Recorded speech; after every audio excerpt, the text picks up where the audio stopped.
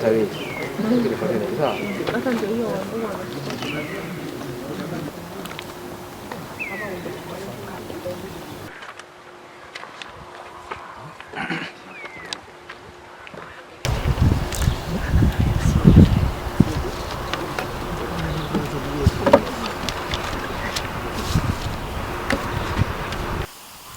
7th December 2022, KRA closed the factory and further issued agents notices to that 6 banks in Kenya. This completely collapsed all our business operations since we could not neither produce, sell, nor access any financing from many of the banks to assist in settling their arrears. To me, I don't see any other external, because why would there be any other external? It's an investment. You're talking about investment. It's jobs, livelihood of people from all over the country. Keroche is known to employ people from the 42 tribes. We are all here. So I don't see any other external forces, and I would be surprised to hear there is any other external forces. Because this business, it is here to stay. We are here to go, we live it, we do our part, we live it. We are the parts of the world. Such businesses are 300 years in existence. So I don't think there is any other external forces. It's KRA, they don't know what we want them to understand.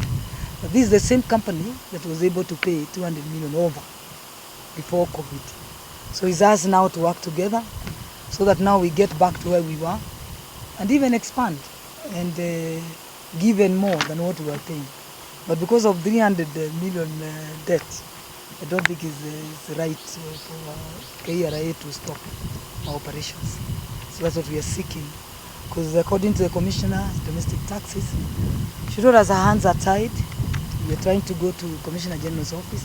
Every time you call, he's not in the office, he's not in the office. We go there, me as the CEO have even gone to his office. The secretary tells me he's not in the office. So now we can only seek to the intervention from His Excellency, our President. Some of the measures included reduction of standard VAT rate from 16% to 14%. Corporate tax rate from 30% to 25%. And pushing up the minimum taxable threshold for individuals for pay-as-you-earn purposes. Though the gesture was unpredicted, and though the gesture was appreciated, it did not reduce the pain caused by the pandemic to the expected level. Though the gesture was appreciated, it did not reduce the pain caused by the pandemic to the expected level. The above measures were withdrawn in 2021 when the pandemic was still on the increase. As we got into 2022, the cases of COVID-19 started going down, but the post-COVID-19 effects are being felt harder. The effects are being aggravated by the current political climate as we get closer to the August 2022 general elections. The government should evaluate the post-COVID effects and the impact they have on the different sectors of the economy in order to formulate policy measures that will generate the players and the extension the economy. We subsequently entered into a proposed payment plan with KRA, but we could not manage to honor the same due to frequent interruptions by KRA. On 7th December 2022, KRA closed the factory and further issued agents notices to that 6 banks in Kenya.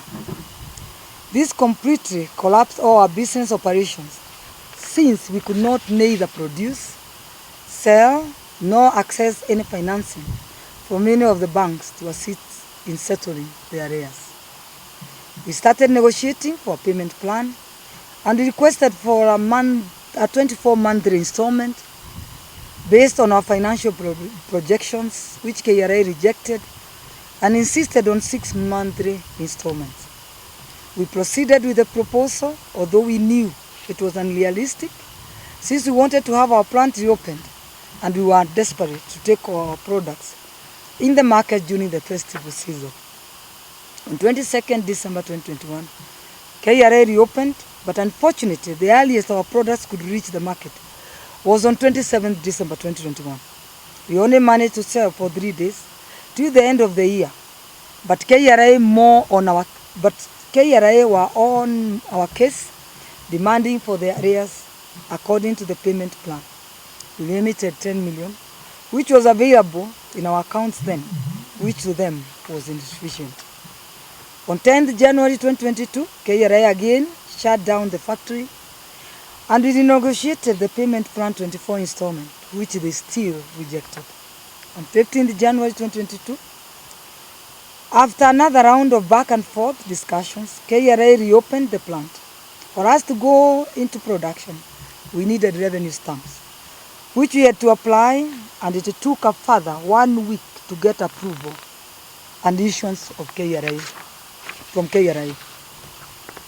We therefore started production 22nd January 2022. And even before these products reached our market, KRA struck again. On 31st January 2022, KRA closed the plant once again. Such circumstances of operating less than a week, it was impossible for us to raise the amount of money KRA were demanding. We managed to make a further payment of 2.5 million within the short period we were in operation. At this point, they refused to accept further negotiations, and the Office of the Commissioner Domestic Taxes Department advised us that their hands are tied and we could seek support from the Office of the Commissioner General. Since then, we've been trying to reach out to his office, to the Commissioner General's office, and even going to his office, but we have been unable to reach him for intervention. From 1st February 2022 to date, we have remained closed, and yet we have 2 million liters of beer worth about 512 in our tanks, which have fixed costs to a tune of about 30 million required to maintain the same beer, to maintain the same monthly. This has drained all our resources, and unfortunately, if nothing is done in the next 7 days, we'll be forced to drain down all the beer and lay down the 250 direct employees and thousands within our nationwide distribution network.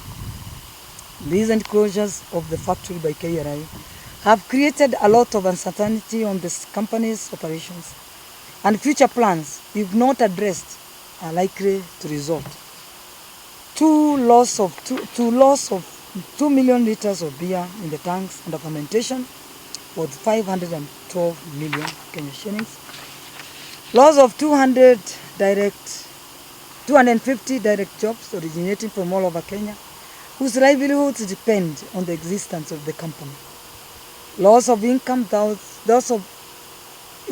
to thousands of Kenyans who are indirectly involved in the distribution network, erosion of the investors' confidence, both local and foreign. Our humble appeal to His Excellency the President of the Republic of Kenya, our beloved motherland.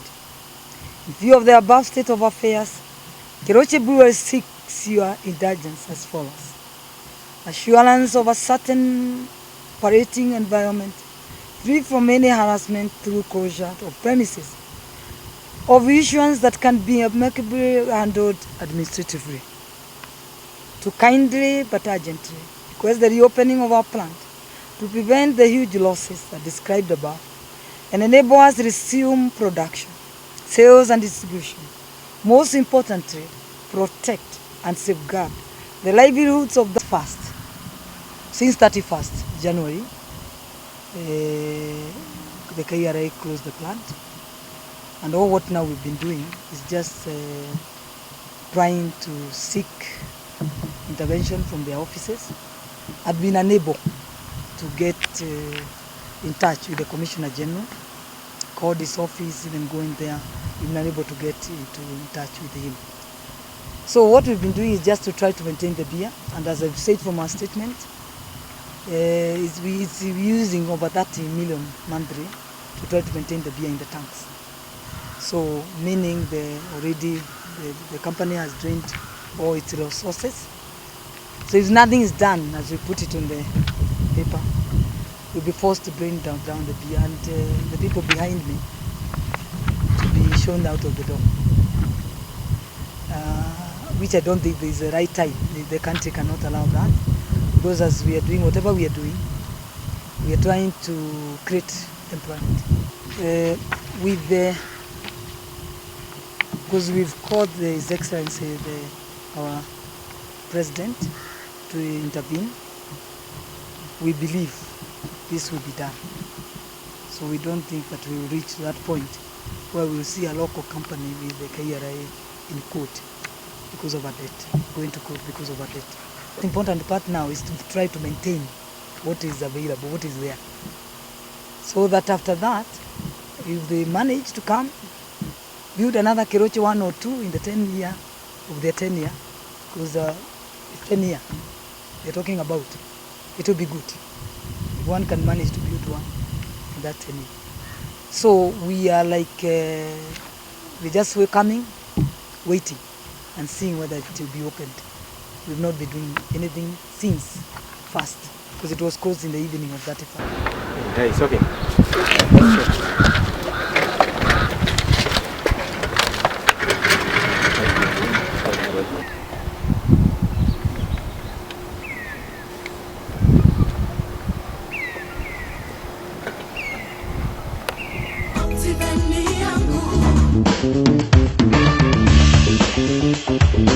How is your year 2022 coming along? Are you probably stuck on how to start off your home ownership journey? Kwamua maono yako na Optiven. Get a piece of land at the Great Oasis Gardens Nanyuki and establish your dream home, a holiday home, an entertainment park, home for sale or for rental, or even build a high-end private school. The Great Oasis Gardens Nanyuki is perfectly situated next to the equator, right opposite Mount Kenya Holiday Homes, and is only 11 minutes from the Cedar Mall Nanyuki. Get your quarter acre, half acre, 1 acre, 5 acres and beyond. Deposit or place an installment of 590k on any of Optiven's projects and get an instant 15k cashback.